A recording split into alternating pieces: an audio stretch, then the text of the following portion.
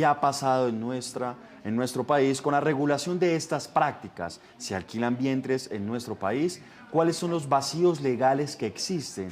Para resolver las dudas nos acompaña el doctor Germán Ospina. Él es ginecólogo, director de la Asociación Colombiana de Centros de Reproducción. Doctor, bienvenido a Noticias Caracol ahora.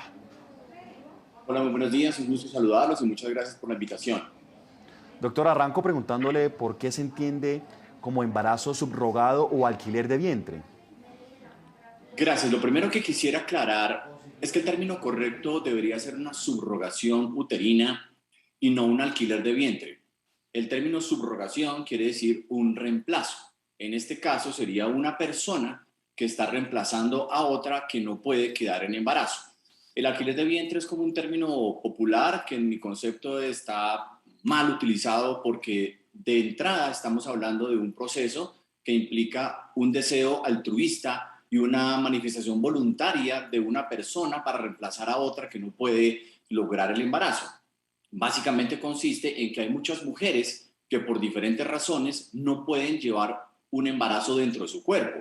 Estas razones son, por ejemplo, que una mujer nace sin útero, que es una malformación o un problema genético congénito. Otras mujeres que pierden su útero durante la vida por cáncer, enfermedades, cirugías, radioterapia y otras condiciones en las cuales la mujer no puede embarazarse porque esto pondría en riesgo su vida. Estos son los potenciales escenarios donde una mujer diferente podría reemplazar a esta mujer que padece ese problema o no puede lograr el embarazo.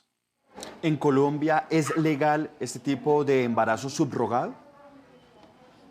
Yo lo manifestaría de la siguiente manera. Yo soy médico y represento a instituciones médicas. En Colombia no hay una regulación específica para este tipo de problemas, así como tampoco hay una prohibición explícita para hacer este tipo de tratamientos. Lo que sí existe son unos pronunciamientos de la Corte Constitucional, la primera en el año 2009 y la segunda en el año 2015, donde la Corte nos habla acerca de los requisitos y de las formas en las cuales debería realizarse de una manera correcta estos tratamientos en Colombia. Básicamente, bajo estos parámetros nos regimos nosotros los médicos y los abogados expertos en este tipo de situaciones específicas. En este orden de ideas, según el pronunciamiento de la Corte, entonces podemos decir que este tipo de prácticas del embarazo subrogado sí están permitidos bajo una serie de parámetros y legalmente de pronto existen algunos vacíos. Podría ser una forma de verlo. Yo insisto que tal vez un abogado experto en el tema podría precisar más el tecnicismo legal, pero nosotros como médicos podemos decir que no hay una regulación o no hay una ley que regule específicamente ese tipo de procesos, pero sí hay estas dos sentencias de la Corte, en realidad, insisto, 2009 y 2015, donde habla de ciertos parámetros y uno de ellos, que es muy importante, que quisiera aclarar el día de hoy, es que estos procesos deberían ser altruistas y no deberían incluir o involucrar una remuneración económica o una comercialización con este tipo de procedimientos. Ya hablamos de qué se trata el embarazo subrogado, también ya hablamos del tema legal, pero ahora hablemos de los riesgos. ¿Existe algún riesgo en este tipo de procedimientos médicos? Mira, la Federación Internacional de Ginecología y Obstetricia definió el embarazo como un proceso fisiológico normal en la vida reproductiva de la mujer que va desde el momento de la implantación del embrión hasta el momento del parto. El embarazo por sí mismo consiste o representa un riesgo para cualquier mujer y en cualquier momento de su vida. Hay complicaciones que todos conocemos durante el embarazo: sangrados, problemas de la placenta, hipertensión arterial, preeclampsia, diabetes, partos pretérmino, incluso en algunas condiciones hasta la muerte de la persona que queda en embarazo. Es decir, que cuando hacemos un proceso de subrogación uterina, tendríamos que tener en mente que esta persona subrogante estará expuesta a esos riesgos durante el embarazo.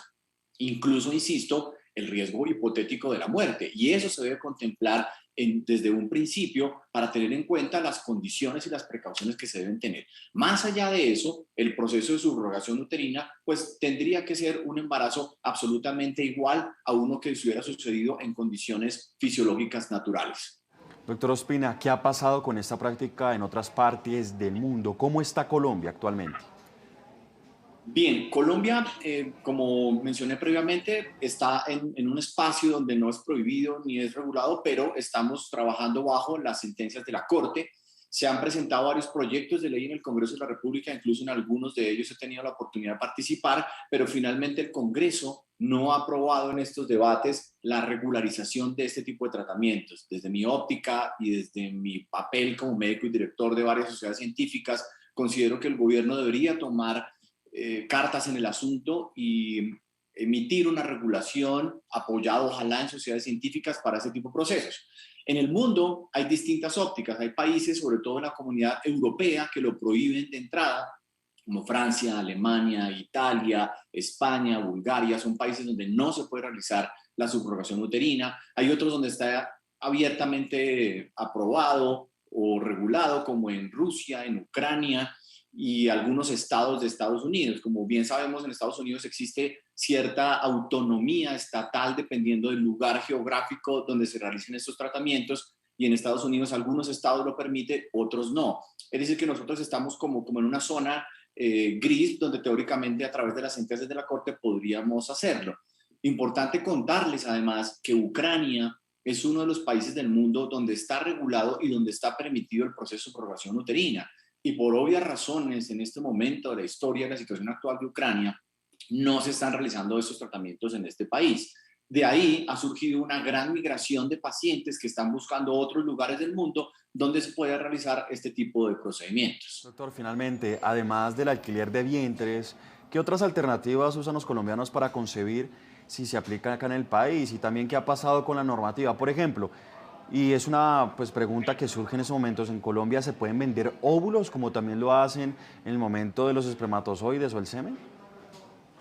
Bien, aquí quisiera ser bastante claro y enfático en este punto porque no existe la venta de órganos ni la venta y compra de espermatozoides u óvulos. Lo que tenemos son donaciones de gametos, es decir, voluntariamente un hombre decide donar sus espermatozoides para que otra persona los utilice que no puede tener hijos, y una mujer voluntariamente puede asistir a una clínica de fertilidad para donar sus óvulos en caso tal que ella no tenga óvulos o por alguna razón no pueda acceder a ellos. Entonces, en Colombia sí hay ciertas regulaciones un poco más avanzadas en el tema de la donación de gametos, particularmente el INVIMA, que es el ente que regula los bancos de gametos y laboratorios de fertilización in vitro. Tienen varios apartados donde nosotros nos regimos para funcionar, y es un proceso que se maneja desde hace muchos años de forma rutinaria bajo unos parámetros bastante bien delimitados, a diferencia de la subrogación, que insisto todavía está un poco en una zona gris que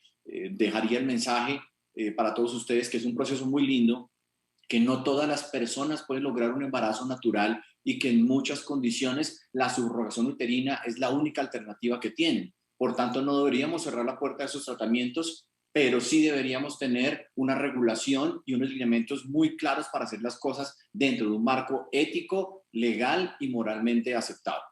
Tarea que tendrá que asumir nuevamente el Congreso de la República con este nuevo Congreso, estas nuevas legislaturas que se vienen adelante y pues por supuesto también un nuevo gobierno. Doctor Ospina, muchas gracias por estar con nosotros aquí en Noticias Caracol ahora.